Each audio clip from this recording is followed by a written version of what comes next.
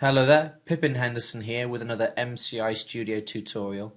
Today we're going to be dealing with multi-track drums within Session Drummer 3. It's a pretty short tutorial today. I'm doing it just because I don't think I've dealt with multi-track before, and I want to make sure that for those people who aren't familiar with it, kind of have a tutorial and a run through on how it's all put together. What we're dealing with today is a blank template, and if you watch the first tutorial in the basic series, you'll learn how to do this, how to get rid of the tracks and the buses. And the next step is to bring up the browser, and in the synth rack here, we're going to add our Session Drummer 3. And you may have simple instrument track selected. You want to unselect that, and you want to select MIDI source, synth track folder, and all synth audio outputs stereo. And what that's saying really is to create a MIDI source, and this MIDI source is a MIDI track that is going to control all the other tracks. So if you put an effect in the MIDI source, it's going to affect all the other tracks as well. Synth track folder, and that's pretty much just going to put all our tracks that we're going to create into a nice folder for us, and we want our tracks to be in stereo.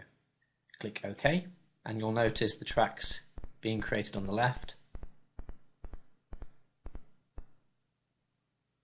And once they're done, it'll bring up our Session Drummer 3 interface here. And you'll notice it's grayed out because we need to put in a program. So if we just, it doesn't matter which one, just select whichever one you want to run. Okay, so now our drums are loaded. The next thing we want to do is we want to assign all the individual pieces of the drum to the different tracks we have here. And we do that quite simply by coming over here to this tab here, to the mixer. And you'll notice that we have the different layers of the drums here. So we have the kick, the snare, the hi-hat, the two toms, a floor tom. We have a cymbal and a ride. I'm not going to be dealing with these pads here, so we're just going to be concentrating on these first 8 here. And you'll notice that there is 8 tracks, and we're only going to be using 8, but there is 13 tracks here. And if I just get rid of that for a second, you'll notice that this track down the bottom here is slightly different from all the rest, and this is our source track. This is what we this is our MIDI source. This is what we wanted to add, and it's put at the bottom. Now I tend to click and drag and place it at the top so I know where it is, and I'll double click that and just name it source. So when we bring our Session Drummer 3 interface back, our mixer, what we're actually starting with, the first track here is actually the second track now. We don't include the source track. So if I was to click this kick drum here, you'll notice that it only goes on to the second, but it's because this second here is acting as the first track. So with that in mind, what we want to do now is assign all these to these individual ones here, but we're only dealing with 8 tracks. So including the source track, we want to, from the 10th, just multi-select the rest of them, so 10 to 13, right click and just delete them because we're not going to be needing them. Okay, so now, starting with track 2, we want to add the kick to track 1, which is what it is, but track 1, remember, is track 2. And just go ahead and drop these down here and just select all the individual tracks here to 8. So now we have our kick on track 2, our snare on track 3, our floor tom, our tom, tom 1, tom 2, floor tom, crash, and ride. Okay, so that's all set up. And now what I would do is come here to the bus pane here and right click, and what we're going to be doing now is insert stereo bus. We're going to create a drum bus, so double click in there and just put drum bus, and then what we want to do is click and drag and just multi-select all our tracks, all our drum tracks here, and drag out one of them. Make sure it's not the source track though. Drag out one of the tracks, come up here and go to ins and outs, and then in the outs drop down tab, come down to select track outputs.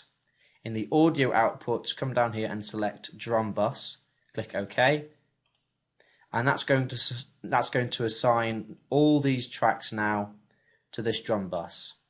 So now any alteration that we make on this drum bus will now in turn affect all these drum tracks we have here, and it's a good way of just keeping track of all the drum tracks that we have here. And of course, now if we go back into our Session Drummer 3, is we can now name all our tracks now. So kick, snare, hi-hat. So now all that's done, we can visually see which ones are which now. And then you could probably go into all these now and right click in this area here and load a track icon, maybe come into drums here and just go down and select kick drum and just do that for all the ones there so we can visually see which is which. And that's pretty much how you set up a multi-track drums with Session Drummer 3. It's a pretty quick tutorial. I just wanted to make sure that I had it done and out of the way. I hope it helps.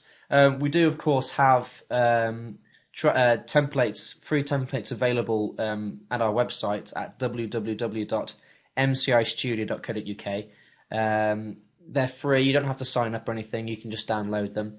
And basically you just go onto the site, go onto downloads and in templates, and select Session Drummer 3 and install it into your Sonar. There's a description on how to do that, and open it up. And if you have it so the quick start starts up at the beginning of your project, you can now go into, once you install the templates, into create a new project, and it will be here in the templates. And obviously mine's there, Session Drummer.